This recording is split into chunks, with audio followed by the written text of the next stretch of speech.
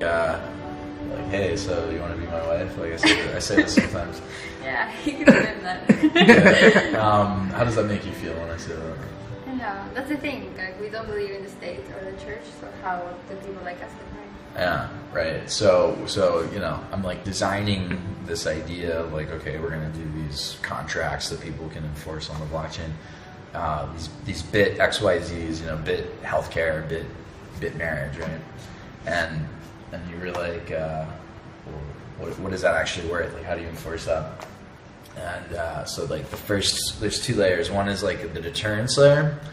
And the truth is that most like private contracts that people sign, like they never go to court, right? Like, here's a contract, I'm going to hire you for this. And like, it's not worth it to go sue the guy afterwards if he like fucked off, you just pay him some money for what he did and okay, peace, And the same is true in like, well, not usually, no, in a prenuptial agreement, usually that gets contested and you have to meet that out. So like if you've got your assets in crypto money form, right? And instead of having like a joint bank account, you've got like a multi-sig address where you're saving together and investing those bitcoins or dollar coins into like crypto bonds or whatever it is. And so like, okay, that's something. And then like if you've got your deed to your house, right? Or, some other type contracts and like the copy is held in this address, and then you're tied in with this other contract, and that contract is more likely to be respected by a court, right? So that's the second layer, is like, if there's no deterrent, or if there's a deterrent, but you're just like, screw you, like, you jerk, like, I'm gonna take the kids away, like, everything that we, like, agreed on before just suddenly gets flipped on its head. It's been known to happen.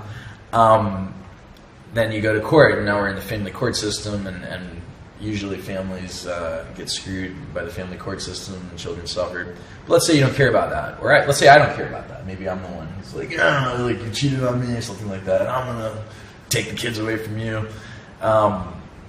So like a family court is unlikely to respect a contract relating to visitation because the state presumes authority over like children's bodies and like how they get raised, even to the extent of taking them away from mothers and fathers, and then they get raped in the foster care system, and it's just like, well, hey, we tried. But why should another entity have like a say in our relationship or how things go? Absolutely, but just by the virtue of like existing in a certain domain, in a certain region of the planet Earth, like people will believe that they have the right to like take your children away from you under certain circumstances. And if you're like, no, don't take my child away, a cop will like put a gun to your head or whatever.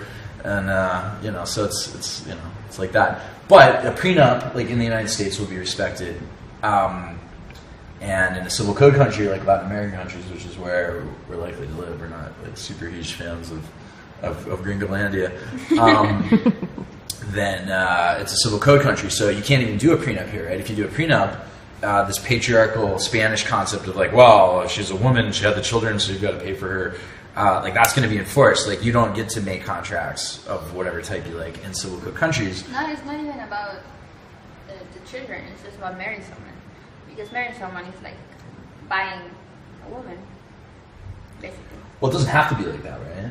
Yeah. It can be more like... That's like the traditional way of... Right. So, and we could design a marriage contract in that form if you were into that, but I don't think you would be. And frankly, I wouldn't be either, because I don't need another liability in my life. I need an asset, which is what I believe you are to me, and I am to you, right? Aww. So isn't that sweet? It's like a financialization of romance. Yeah. So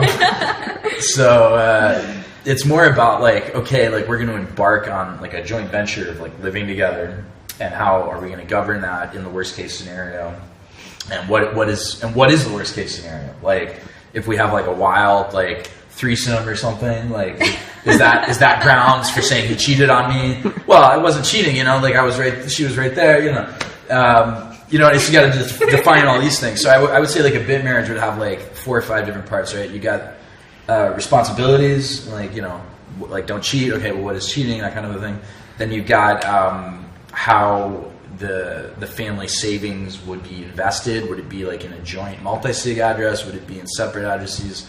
And then how would property be divided in the event of a split? And then how would child care responsibilities and custody and so on be allocated in the event of a split? And if you're doing this consensually and you're designing it to your taste, and people change, right, over long periods of time. This is kind of the tricky thing about marriage. Right now, you're a cute 21-year-old, and I believe when you're 31, you'll still be cute and still be nice. But who knows? We might have completely different attitudes. Like all the atoms in her body will have been swapped out due to quantum chaos and such. So our cells will replace themselves, and so literally we'll be different people. So how can we know that this contract will still reflect our interests, right?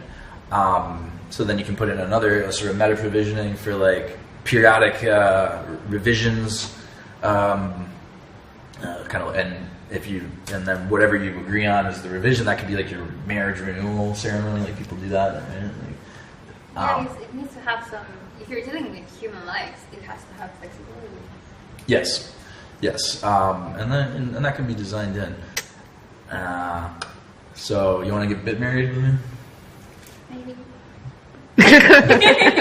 Okay, well, I'll tell you what. We can get bit engaged, right? So we'll design a contract, and then we'll lock it in as like, okay, we've got like, let's say 2 years, or let's say 3 years. Let's see, 3 years.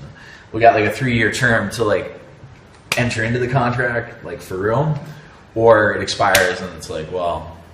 And then we have like one of these awkward conversations, like, "Why haven't you committed?" Whatever. And yeah, take it from there. How romantic! That's so cute. So I guess what I'm trying to say is, will you enter into a option to enter into a permanent contract with periodic revisioning? Get engaged to me, and I don't have a ring. I do have a cup of coffee that's making a ring on the wood. So would you accept that coffee ring as a symbol of my, conditional and highly specific commitment? Okay. Aw, that is so sweet.